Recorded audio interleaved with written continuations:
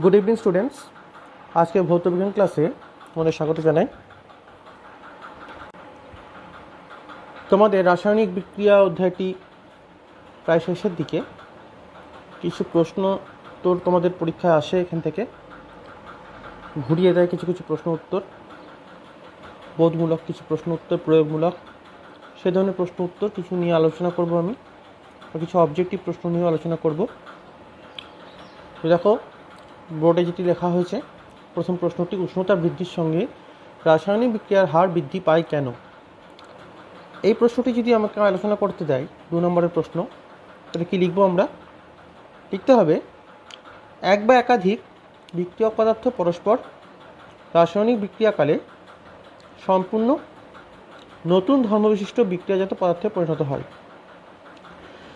কিন্তু শুধুমাত্র কি হয়, যে বিক্রিয়ক পদার্থগুলি থাকে, সেই বিক্রিয়ক পদার্থগুলি পরস্পরের সংস্পর্শে আসলে কিন্তু বিক্রিয়া ঘটবে এমনটা নয়। কিন্তু সেই বিক্রিয়ক পদার্থগুলিকে একটি নির্দিষ্ট পরিমাণ শক্তি অর্জন করতে হয়।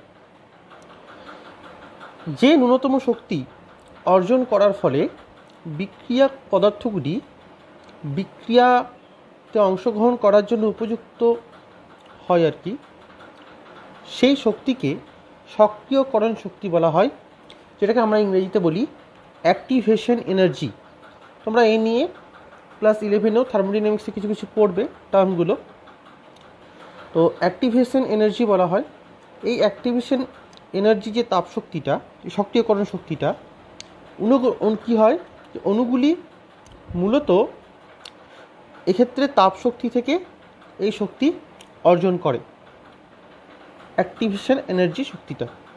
তাই উষ্ণতা বাড়ালে সাধারণত কী হয়, অণুগুলির গতিশক্তি বৃদ্ধি পায়, আর তার ফলে রাসায়নিক বিক্রিয়ার হার বৃদ্ধি পায়। তাহলে এইভাবে তোমরা এক্সপ্লেন করবে এটাকে। 2 নম্বরের প্রশ্ন এটা আসতে পারে পরীক্ষায়। নেক্সট দেখো, নেক্সট প্রশ্নটা হচ্ছে, অক্সিজেন ছাড়াও দহন সম্ভব ব্যাখ্যা করো। এটাও 2 নম্বরের। একটা উদাহরণ সহযোগে তোমাকে ব্যাখ্যা করতে হবে। তো কী করব আমরা? অক্সিজেন ছাড়াও যে দহন সম্ভব হয়, প্রথমেই জেনে রাখা দরকার যে দহন কী। দহন আমি তোমাদেরকে বলেছিলাম, আগেও তোমাদের বলা হয়েছিল যে দহন হচ্ছে কম্বাউশন, অর্থাৎ এক্ষেত্রে কি হয়, 2 বা ততোধিক পদার্থের মধ্যে দ্রুত রাসায়নিক বিক্রিয়া ঘটার ফলে তাপ ও আলো উৎপন্ন হয়, একে দহন বলা হচ্ছে।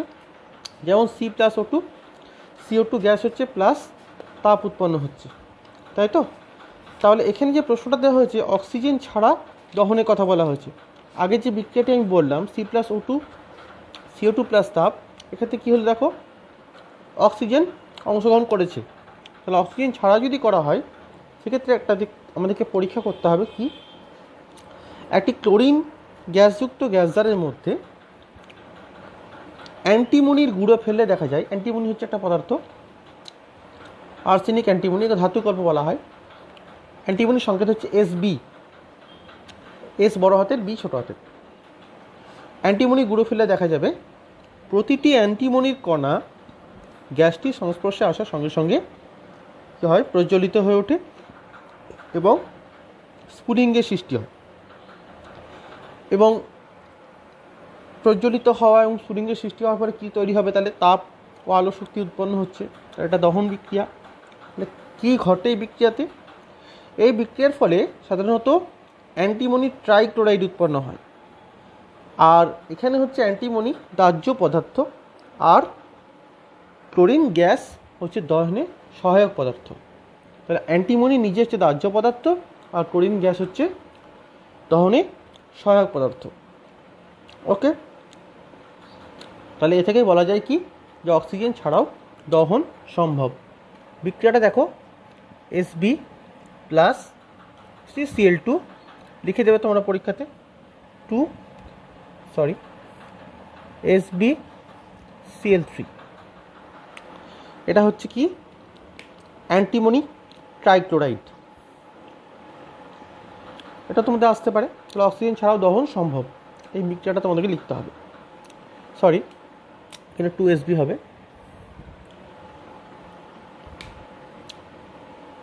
এবার নেক্সট আমরা একটি প্রশ্নে চলে আসছি, খুব ভালো প্রশ্ন। আমাদের আজকে পরের প্রশ্ন হচ্ছে, দেখো একটি বিক্রিয়ার উদাহরণ দাও যেখানে একই বিক্রিয়ায় একটি পদার্থ একই সঙ্গে জারক ও বিজারক রূপে ক্রিয়া করে। আমরা সাধারণত জারণ বিজারণ বিক্রিয়ায় দেখেছিলাম যে কারো জারণ ঘটলে কোনো পদার্থের কোনো কম্পাউন্ডের বিক্রিয়ক পদার্থে জারণ করে তার অপরটি কী করে বিজারণ ঘটে সাধারণত, এবং একটা জারক দ্রব্য একটা বিজারক দ্রব্য পাই। কিন্তু এক্ষেত্রে কী হবে, একই পদার্থ জারিত বিজারিত হচ্ছে এবং সেক্ষেত্রে কী হবে, সেক্ষেত্রে জারক বা বিজারক দ্রব্য একই হবে। ওকে, জারক বা বিজারক দ্রব্য একই হবে। বিক্রিয়াটা কী হবে, সোডিয়াম হাইড্রোক্সাইডের সঙ্গে ক্লোরিনের বিক্রিয়া, তাহলে 2NaOH প্লাস Cl2। বিক্রিয়াটা তোমাদেরকে লিখতে হবে, যে ভাষাতে লিখতে হবে প্রথমে, যে সোডিয়াম হাইড্রোক্সাইডের সঙ্গে ক্লোরিনের বিক্রিয়ায় সোডিয়াম ক্লোরাইড ও সোডিয়াম হাইপোক্লোরাইট NaOCl উৎপন্ন হয়। এখানে Cl2 কী হয়, নিজে NaCl এ বিজারিত হচ্ছে, আবার NaOCl-এও জারিত হচ্ছে একসাথেই। তাহলে এবার কি হচ্ছে, তাহলে এক্ষেত্রে কি হয়, ক্লোরিন গ্যাস কি হয়, জারক ও বিজারক দ্রব্য রূপে ক্রিয়া করছে একসাথে। বিক্রিয়াটা আমি লিখছি, দেখো 2NaOH plus Cl2 sodium hydroxide plus chlorine gas সমান কী হবে, NaCl প্লাস NaOCl, ওকে, প্লাস H2। NaOClটার নাম হচ্ছে কি, সোডিয়াম হাইপোক্লোরাইড, এটা সবাই জানো, সোডিয়াম ক্লোরাইড আর জল। তাহলে এক্ষেত্রে ক্লোরিনটাই কী হচ্ছে, দেখো একবার NaCl কী হবে, বিজারিত হচ্ছে, কারণ ক্লোরিনের যোজ্যতা কত, জারণ সংখ্যা কত, 0, মুক্তমূল জারণ সংখ্যা NaCl -1, Na +1। আবার দেখো NaOCl কী হচ্ছে, অক্সিজেন যুক্ত হচ্ছে। ওকে, তাহলে কী হচ্ছে এখানে, Na প্লাস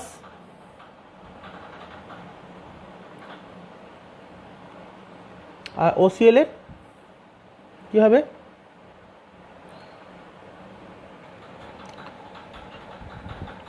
এখানে অক্সিজেন যুক্ত হওয়ার জন্য কী হবে, এর জারণ ঘটছে Cl2। এটা হচ্ছে হাইপোক্লোরাইড অ্যানায়ন OCl মাইনাস, এটা গোটাটাই কিন্তু OCl মাইনাস। ওকে, ব্যাকেটটা দেবে না, জাস্ট ব্যাকেট দিলে আমি যোজ্যতাটা দেখানোর জন্য বললাম আর কি। তাহলে অক্সিজেন যুক্ত হওয়ার জন্য এখানে কী হবে, জারণ হচ্ছে। তাহলে এটা কী হলো, বিজারণ, ওটা জারণ। তাহলে নিজেই একই, এক্ষেত্রে কী হচ্ছে, Cl2 নিজেই জারক ও বিজারক দ্রব্যরূপে কাজ করছে। আর বিক্রিয়া কী হতে পারে, আরও বিক্রিয়া হতে পারে, যেমন দেখো পটাশিয়াম ক্লোরেটকে যদি উত্তপ্ত করা হয় তাহলে কি হয়, শুধু যদি আমরা উত্তপ্ত করি MnO2 অনুঘটকের অনুপস্থিতিতে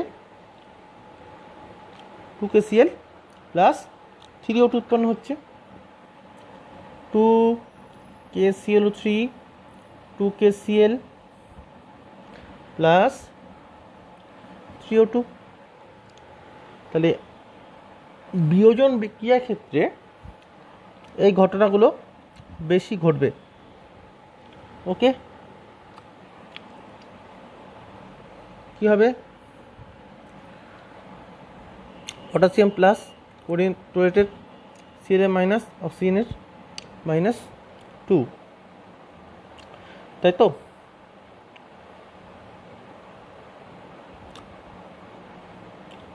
KClO3 ক্লোরেটের, যদি ওভারঅল ক্লোরেটের দেখতে হয় তাহলে কী হবে, ক্লোরেটের -1, ক্লোরেট হচ্ছে একটা মূলক, পটাশিয়াম ক্লোরেট এটা কিন্তু +1। ওকে,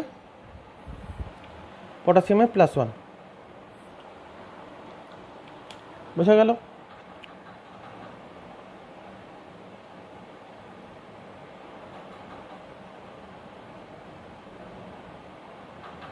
তাহলে দেখো এখানে 2KCl3-তে যদি আমরা ভেঙে দিই তাহলে কি করছে, 2KClO3 থেকে এই যৌগ কি হয়, একই যৌগ আংশিকভাবে জারিত হচ্ছে, আংশিকভাবে বিজারিত হচ্ছে। এগুলোকে বলা হয় কি, শত জারণ বিজারণ বিক্রিয়া। তাহলে তোমাদের যদি উদাহরণ দেয়, শত জারণ বিজারণ বিক্রিয়ার উদাহরণ দাও, তাহলে এই বিক্রিয়াগুলো তোমরা উদাহরণ দেবে। তাহলে এক্ষেত্রে বিজারণ হলো এক্ষেত্রে এই পোর্শনে, আর এটা হলো জারণ।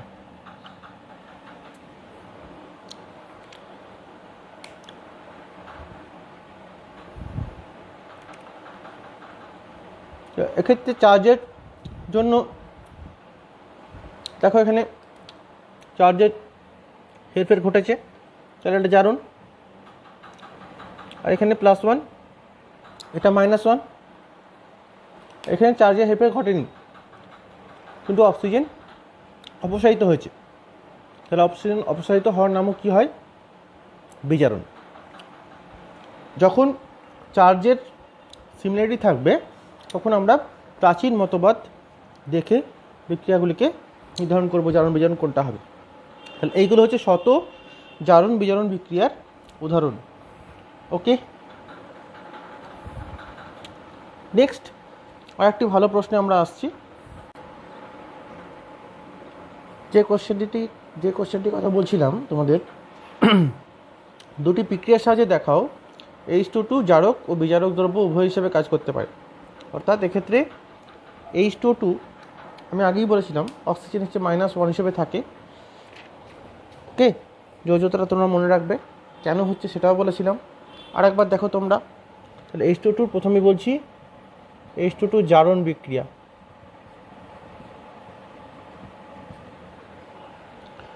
ঠিক আছে, তাহলে এবার দেখো H2SO3 plus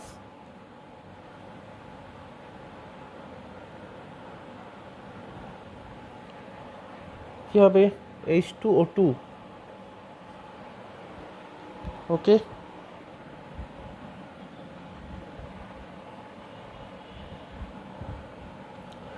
H2SO4 plus H2O, এটা হলো জারণ বিক্রিয়া। কেন জারণ বিক্রিয়া বলছি, এক্ষেত্রে দেখো H2O2 সালফিউরাস অ্যাসিড, এর নাম হচ্ছে সালফিউরাস অ্যাসিড, H2SO3, সালফিউরিক অ্যাসিডের সংকেত হচ্ছে H2SO4।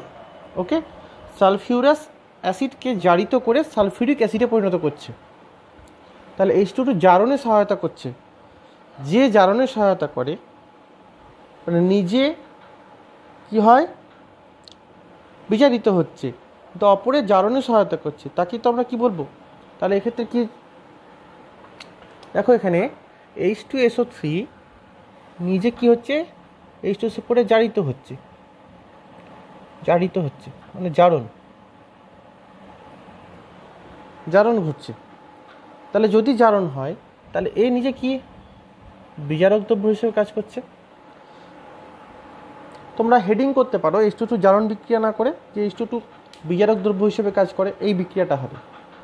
ওকে, তাহলে H2 কেন বিজারক দ্রব্য হিসেবে কাজ করছে, কারণ এর জারণে সহায়তা করছে, উপস্থিত থেকে বিক্রিয়ক পদার্থ রূপে উপস্থিত থেকে এর জারণে সহায়তা করছে, কার, সালফিউরিক অ্যাসিডকে সালফিউরিক অ্যাসিডে পরিণত করছে।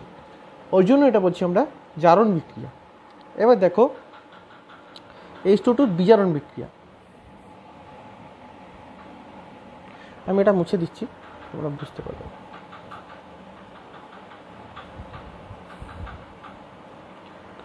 এটাকে বিজারণ করে দিই। তাহলে বিজারণ বিক্রিয়ার উদাহরণ কী দেবো আমরা, দেখো ক্লোরিনের সাথে H2O2 বিক্রিয়াতে কি হয়, 2HCl প্লাস O2 গ্যাস। ওকে, Cl2G, অবশ্যই গ্যাসের চিহ্ন উপর দিকে অ্যারো হয়। তাহলে এক্ষেত্রে দেখো Cl2 বিজারণ ঘটছে, জারণ সংখ্যা 0 প্লাস, এখানে 0 থেকে -1, তাহলে এটা কী হবে, বিজারণ। তাহলে এখানে কী হচ্ছে, H2 কী হবে, জারণ হিসেবে কাজ করবে। কারণ H2O2 Cl2 এর বিজারণে সহায়তা করছে। ওকে, তাহলে H2O2 নিজে কী দ্রব্য সেখানে জারক দ্রব্য হিসেবে কাজ করছে।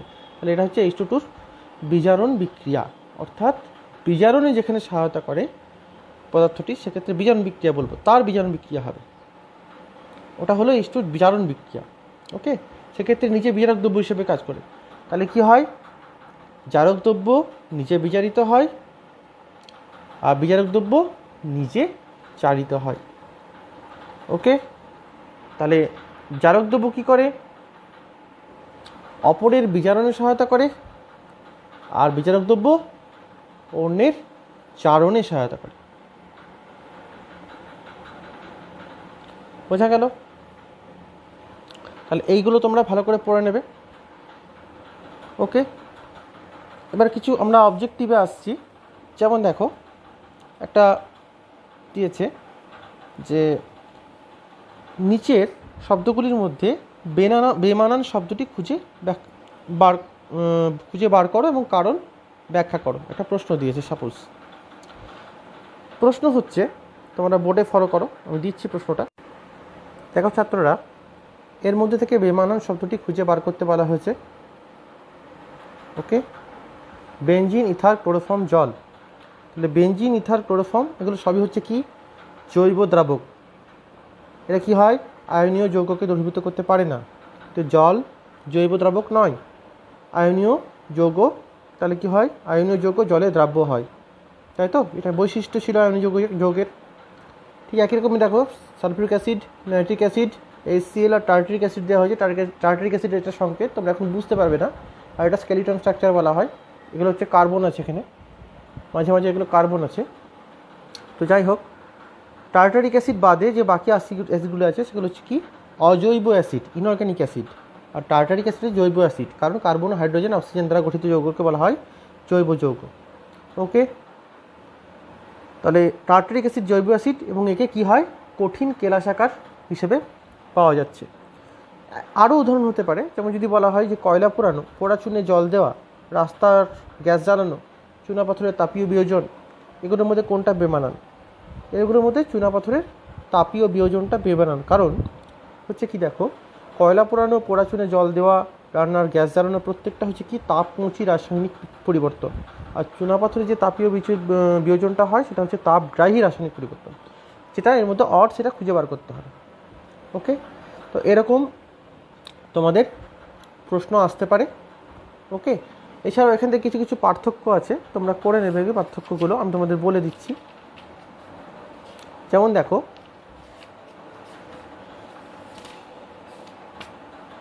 একটা পার্থক্য দিয়েছে কি বিক্রিয়ক ও বিক্রিয়াজাত পদার্থের মধ্যে পার্থক্য। ওকে, বিক্রিয়ক ও বিক্রিয়াজাত পদার্থের মধ্যে পার্থক্য যদি বলা হয় কি লিখবে, প্রথমে সংজ্ঞা দেবে। সংজ্ঞা দিয়ে কী হয়, বিক্রিয়ক পদার্থ অগ্রগতির সঙ্গে এদের পরিমাণ কমতে থাকে, আর বিক্রিয়ার অগ্রগতির সঙ্গে এদের পরিমাণ বাড়তে থাকে। কাদের? বিক্রিয়াজাত পদার্থের। আর উদাহরণ হিসেবে দুটো উদাহরণ দিয়ে দেবে। অনুঘটক উৎসেচকের মধ্যে প্রথমটা হচ্ছে সংজ্ঞা, তারপর ধর্মের উপর পার্থক্য লিখবে, যে এটা অনুঘটক কী হয় প্রোটিন ধর্মী নয়, আর উৎসেচক বা এনজাইম হচ্ছে প্রোটিন ধর্মী। আর অনুঘটকের কি হয়, প্রোটিন ধর্মী না হওয়ার জন্য এদের শৃঙ্খল গঠন অতটা থাকে না, তার জন্য এদের আণবিক ওজন কম হয়।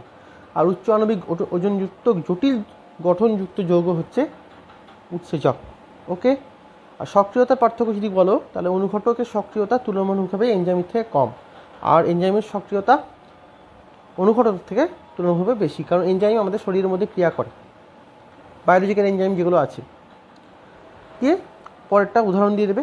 যেমন দেখো অনুঘটকের একটা উদাহরণ ভ্যানাডিয়াম পেন্টাক্সাইড হতে পারে, MnO2 হতে পারে, আর উৎসেচকের কী হতে পারে অ্যামাইলেজ, লাইপেজ।